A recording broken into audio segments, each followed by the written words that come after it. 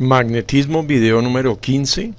Recuerden que en la descripción del video encuentra un enlace para ver los otros 40 videos de este mismo tema. Tenemos dos diapositivas. La pregunta, recordemos que es magnetismo universitario. Magnetismo, problema número 15. Una carga positiva Q, 4.2 por 10 a la menos 19 coulombios, se desplaza con una velocidad v igual a menos 4i más 7j menos 6k metros cada segundo por una región en la que existe un campo magnético y uno eléctrico uniformes. A. ¿Cuál es la fuerza total ejercida sobre la carga en movimiento? Expresarlo en notación vectorial. Si el campo magnético es menos 2i menos 4j más 6k en teslas y el campo eléctrico es menos i más 7j más 6k voltios cada metro. Entonces, ¿cuál es la fuerza total?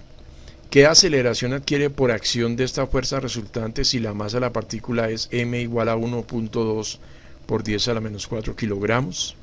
¿Qué ángulo forma el vector fuerza con cada uno de los ejes? Listo, entonces tenemos la carga, tenemos la velocidad, tenemos el campo magnético, tenemos el campo eléctrico y tenemos la masa. Tenemos que la fuerza eléctrica es el campo eléctrico por la carga. Y tenemos que la fuerza magnética es la carga por el producto cruz de la velocidad por el campo magnético. Y tenemos que la fuerza total es la suma de estas dos fuerzas. Entonces tenemos aquí que la fuerza total es la fuerza eléctrica más la fuerza magnética. Listo, entonces vamos a calcular el producto cruz, velocidad, campo magnético. Recordemos que no es conmutable. Primero debe ir la velocidad y luego debe ir el campo magnético.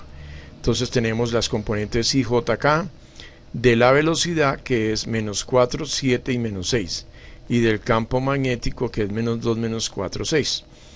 Si tomamos la I y cancelamos esta columna y la primera fila, nos queda 7 por 6, 42, menos 6 por menos 4 da más 24i. Cancelamos la columna J y la fila 1, entonces nos queda menos 4 por 6, quedaría menos 24, menos 6 por menos 2 daría 12 positivo, acordémonos que aquí siempre va menos, dirección J. Y ahora cancelamos la columna K y la fila 1 y nos queda menos 4 por menos 4, quedaría más 16, y 7 por menos 2 daría menos 14, con el menos en la mitad en la dirección K. Resolviendo esto nos quedó 18i más 36j, acuérdense que aquí queda menos 36 por menos daría más 36, 16 más 14 daría 30k. Listo, entonces tenemos que la fuerza total es la fuerza eléctrica más la fuerza magnética. Factorizamos Q y entonces nos queda que Q multiplica al campo eléctrico más el producto cruz de V por V.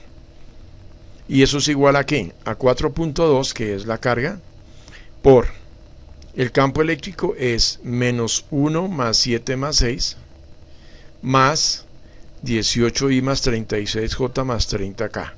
Esto nos daría la carga multiplicado por esto, que esto da la carga multiplicado por 17i más 43j más 36k.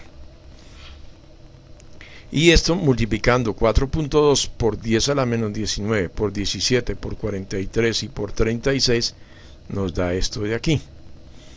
Entonces todo 18, 17 y 17. Listo. Entonces sigamos y vamos a ver qué sucedió aquí. Entonces tenemos que la magnitud de la fuerza es cada componente elevada al cuadrado, y esto nos da 2.5011 por 10 a la menos 17 newton. Esta es la magnitud de la fuerza ejercida tanto por el campo eléctrico y el campo magnético sobre la carga. Ahora, ¿qué vamos a hacer? Vamos a calcular la aceleración que tiene esa carga, porque es la que nos piden. Recordemos que la primera respuesta, recordemos que era la fuerza total expresada en sus componentes. Entonces aquí está la componente I, la componente J, la componente K en newton. Esta sería la respuesta A.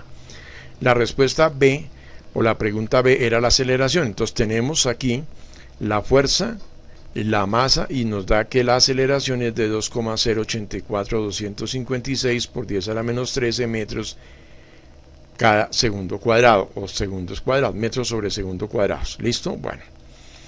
Ahora vamos a calcular los ángulos. Entonces, ¿cómo calculamos los ángulos? Pues tenemos cada una de las componentes, o sea, estos serían, vamos a decir, los catetos opuestos, perdón, adyacentes, y esta es la hipotenusa.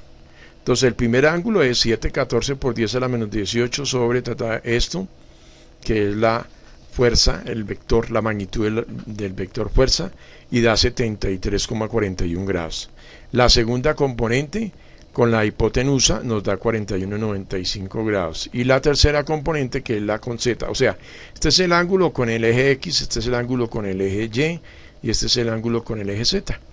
Y eso es todo.